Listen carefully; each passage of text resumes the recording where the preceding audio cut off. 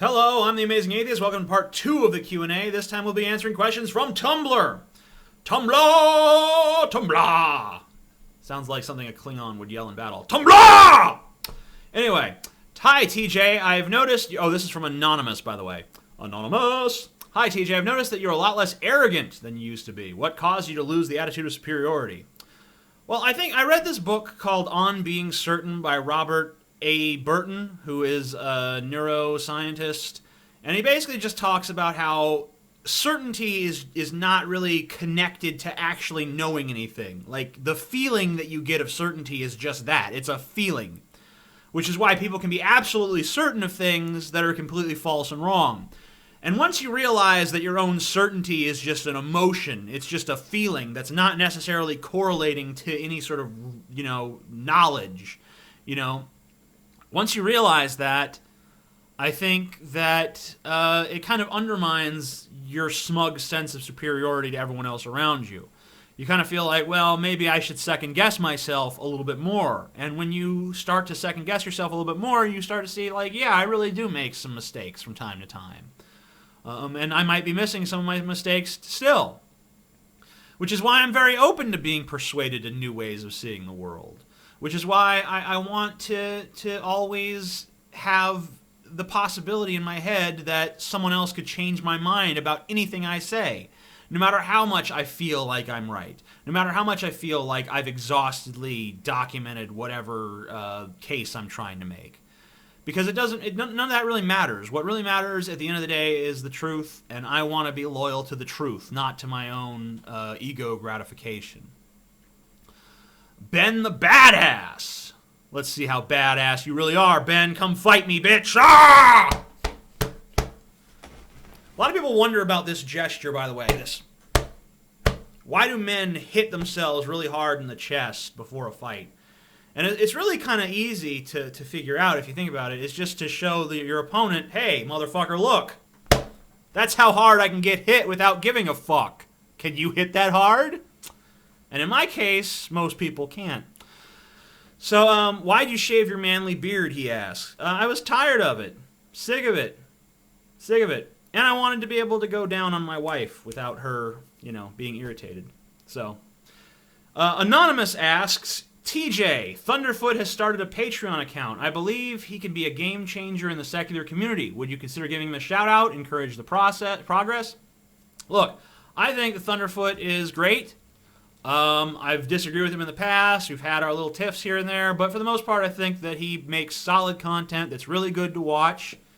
And I fully support his Patreon, and anyone that wants to go donate to it, anyone who believes in what he does, or agrees with his message, or thinks that he is bringing about some sort of positive change in the community, or that he's, a good representative of whatever beliefs he happens to espouse. Anyone who believes that should donate to his Patreon if they have the money to do it.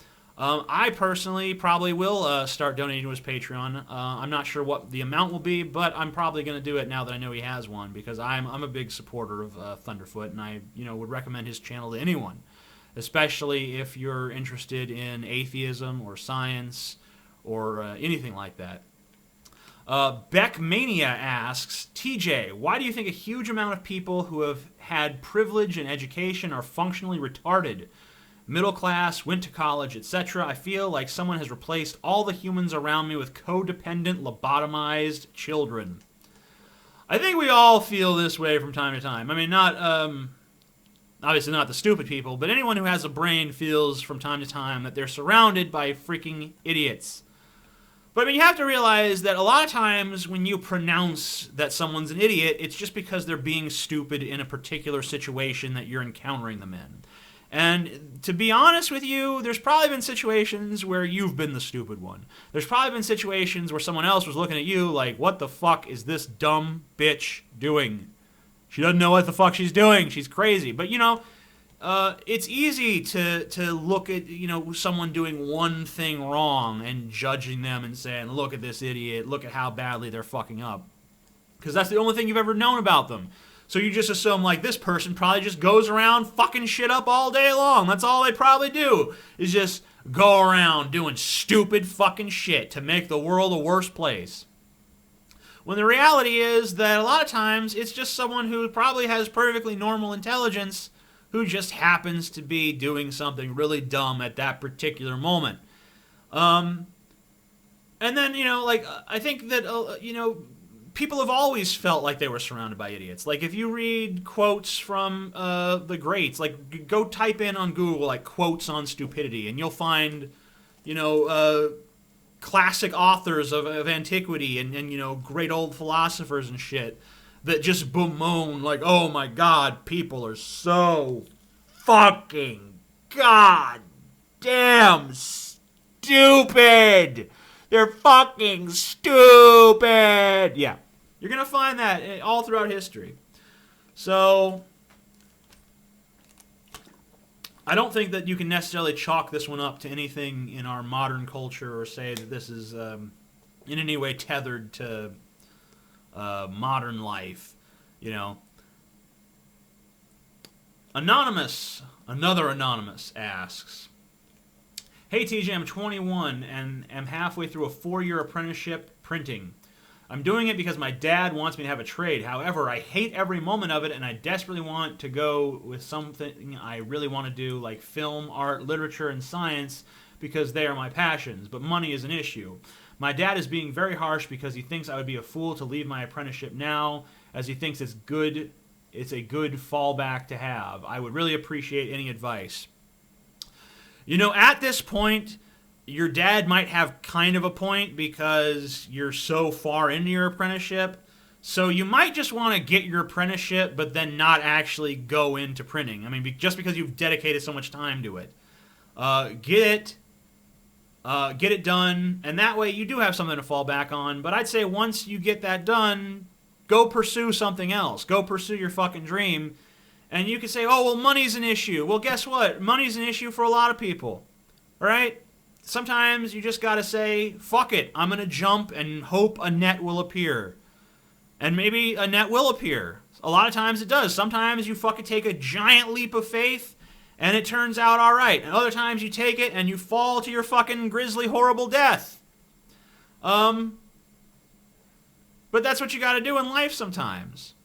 Like, my wife, Holly, before she met me, was in a shitty situation. I'm not going to get into that because it's her story.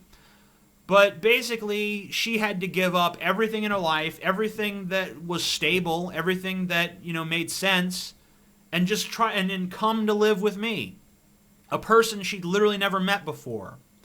And here we are 4 years later, still together, still in love, still going strong, because she took that leap. Because she decided, you know what? Yeah, it could blow up in my face. This could be a terrible decision. But I have to take that risk. Because if I don't take that risk, if I don't roll the dice, if I don't work now to change the situation I'm in, then I'm just going to be in this same fucking situation forever. You know what? You already know you hate the situation where you're at now. So what are you really risking? By going after your dream. By pursuing what you want to do. The worst that happens is you fail and you go back and be a printer for a while until you work up the courage to take your next leap. And eventually one of those leaps will probably lead you to something new. Because that's life. That's how it works. Jewish Renegade asked, what do you think about people who identify as gender non-binary? Not just as male to female or female to male, but as genderqueer, gender fluid, bigender, or agender. You know what? Whatever people want to identify as, my opinion is I respect it. I respect it because to not respect it would be to say that I know more about a person's gender simply by looking at them than they do from living in their own skin day in and day out. And really introspecting and knowing deep inside what their identity is. And I can't just, I'm not going to go up to someone's identity that they've agonized over. That they've really just, probed deep inside of themselves. They've probed deep inside of themselves to find. They've searched. They've done soul searching. They've done introspection. They've sat there and contemplated it. They've laid awake at night staring at the fucking ceiling thinking, is this really who I am? And they've come to a decision that they've looked inside themselves and they say, you know what? This is the label that best suits me. This is what I feel I am. And what am I going to do? I'm going to fucking be a jackass and look at them and be like, no, you got a pussy, so you a female. You a woman. You ain't nothing else. I ain't doing that. I'm not going to fucking do it for a second. Hi, TJ. This is another anonymous. I've noticed that you're a lot less arrogant than you used to be. Hey, I already answered this one. You son of a bitch. Trying to get your question in twice. You bastard. Another anonymous. What is your usual response to accusations of misogyny because of your anti-feminist videos? I have a lot of feminist friends at this point. There's people I know that have been supportive, nurturing, caring friends that happen to be feminists. So I don't think I'm anti-feminist. If I was really and truly anti-feminist, how could I even be friends with someone who is a feminist? I've made videos that are highly critical of feminism because there's a lot of things about modern-day feminism, especially the, popular Tumblr feminism variant of feminism. There's a lot of stuff about that shit that I disagree with. I think it's overly PC. I think it's coddling. I think that it just projects this air of ultra sensitivity. No one can ever be offended by anything at any time. And I think that a lot of times it fosters sexist attitudes, but and then it basically downplays any sort of sexism against men, because men are the oppressor, and if you're the oppressor, you cannot also be the oppressed. That's the idea behind a lot of feminism. Not all feminism, but that's the idea behind a lot of it. And I have also take issue with the word feminism. Just from a semantic standpoint, because it really does make it sound like, oh, well, this is really about females. This is really about femininity. When what it really should be about is equality. It should be about self-determination. It should be about looking beyond a person's genitalia or their gender identity or anything else and just asking yourself, like, what kind of person are they? It should be about judging people for their individual qualities and not for their sex or their gender identity or any of that stuff. Another anonymous asks, I need advice on how to control rage. Please, I really need some tips. I find myself losing control more and more. I'm worried that I will hurt someone. If you could give me a tip, that would be awesome. Look, I understand this problem all too well. What it's like to struggle with these rage issues. And a lot of it has to do with the way that you view the world when you're not angry. Like, if you are constantly feeling like everything around you is unfair towards you, everything around you is working against you, everyone around you is against you, and I have those feelings a lot of times. If you have those feelings a lot, then it's really no wonder that when you crack under pressure, you're going to feel extreme rage, because you have this resentment towards the world, like, this isn't my fault, this is everyone else's fucking fault. This is the world's fault for being the way that it fucking is, and for being against me, for trying to sabotage everything that I try to fucking do. And, and then every little incident that you get into in your life, it doesn't feel like, oh, this person cut me off. You don't feel like, oh, well, they cut me off. That's no big deal. I mean, that's whatever. They're an asshole, but it's nothing to fucking lose your shit over. When they cut you off, that feels like it's just the world fucking with you a little bit more. And then the rage bubbles up. Like, how fucking dare you? It was my turn and you fucking went. That's not fair. I want to fucking destroy you. I want to take your neck in my hands and just squeeze it until your face turns blue and your eyes bulge out and you're dead. You have to let go of your animosity towards the world. You have to realize the world's not out to get you. People are not out to sabotage you. It's really just a bunch of random chance, and sometimes things are in your favor and sometimes they're not, and sometimes it seems like things are just ridiculously not in your favor. Like, everything is coming up against you. And it really does feel like the world is trying to fuck with you. But it's not. The world doesn't care about you one way or the other. It doesn't care about anything. It's just the world. And that's its nature.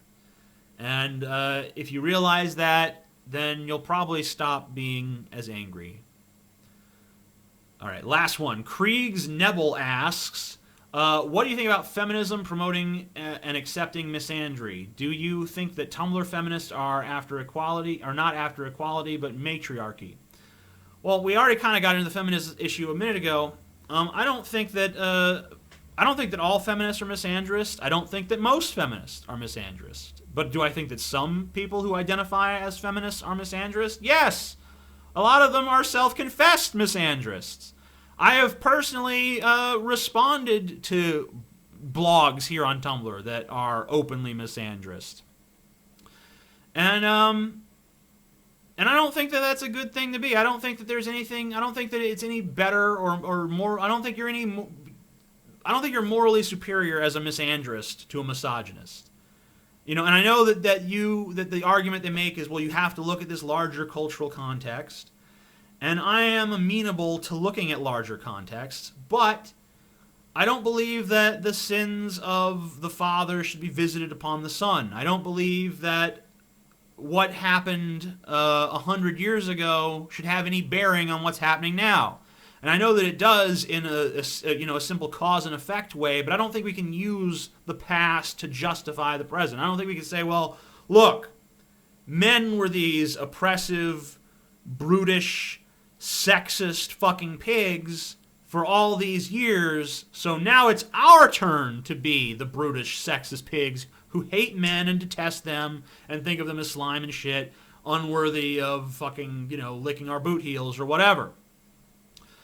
Sorry, I just got a little aroused there. Anyway, yeah, I mean, it's not a justification. It's not okay to just try to flip the script and say, oh, well, the cure for the bigotry of the past is more bigotry in the present. I don't buy into that notion. I think that you have to judge people for who they are as people. Not for their genitals, not for what they wear, not for who they choose to love or who, not necessarily choose, but who they love or anything like that. That's not what matters. What matters is, are they good people? Are they, generous? Are they kind? Are they compassionate? What do they have going for them? I mean, what are their positive attributes? Do they, and I know plenty of people out there who, they think they're good people. They walk the righteous walk. They talk the righteous talk. They dress nice. They say please and thank you, and they laugh politely at jokes. But then, they treat other people like shit. They go to a restaurant. They fucking treat the waiter like it's their personal fucking slave. They go to a fucking, they call up their fucking phone server and they treat the person on the other end of the phone like shit. Like they call about a problem, like they call like Sprint or Verizon or something, like, yeah, my phone is fucked up. What the fuck you gonna do about it, you piece of shit? Can't fucking take this shit anymore. And then but I'm a good person. No, you're not. You're kind of a rotten asshole. And I've known people that, they're every damn freaky thing in the book. But they're good, and they're decent, and they're helpful, and they're nice to other people, and they care about other people's feelings. So, who's really the better person at the end of the day?